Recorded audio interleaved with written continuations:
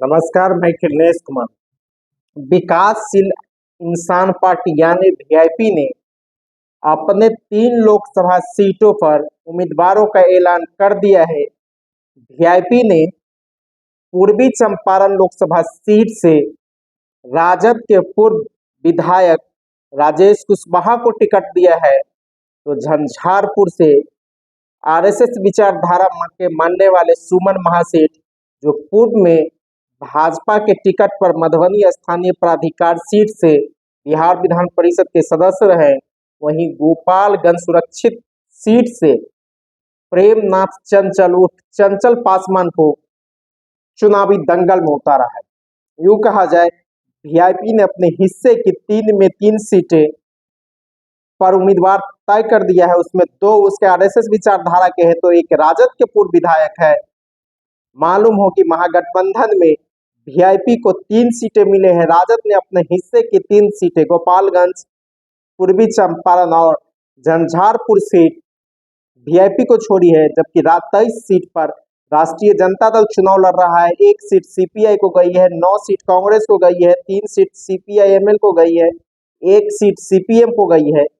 कांग्रेस ने अभी तक 9 में से 6 सीटों पर उम्मीदवार नहीं घोषित किए हैं, जबकि दूसरे चरण के 3 सीटों पर कांग्रेस उम्मीदवार घोषित कर चुका है।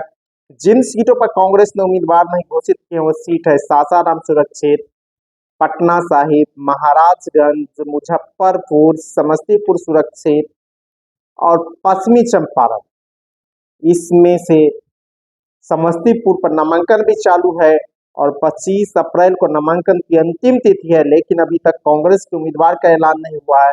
हालांकि बिहार विधानसभा में प्रतिपक्ष के नेता तेजस्वी प्रसाद यादव ने समस्तीपुर की एक सभा में कहा, जो समस्तीपुर से कांग्रेस के स्थानीय उम्मीदवार होंगे, और उन्होंने इशारा में अशोक चौधरी की बेटी, जो लोजपा के उम्मीदवार है संभावित चौधरी, उसको हराने का भी ऐलान कर दिया।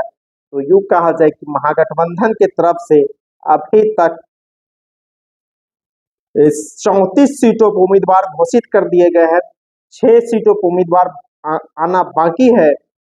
अगर वीआईपी के सामने जो उम्मीदवार घोषित किए उनके सामने की बात की जाए, तो पूर्वी चंपारण से वीआईपी के राजेश कुशवाहा के सामने भाजपा के राधा मोहन सिंह है। तो झंझारपुर में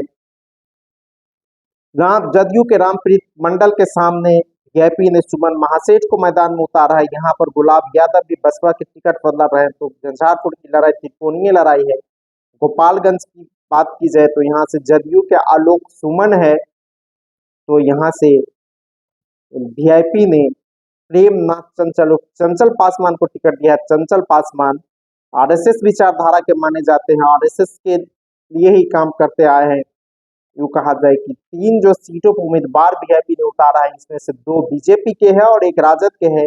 वीआईपी के किसी कार्यकर्ता को मुकेश सहनी ने टिकट नहीं दिया, जबकि उन्होंने ऐलान किया था कि मैं चुनाव नहीं लड़ूंगा और अपने पार्टी के कार्यकर्ताओं को टिकट दूंगा। तो एक तरह से कहा जाए कि वीआईपी ने जो 3 सीटों पर उम्मीदवार उतारा है, 3 में से 2 उसके भारतीय जनता पार्टी के बैकग्राउंड के हैं, तो एक राष्ट्रीय जनता दल के हैं।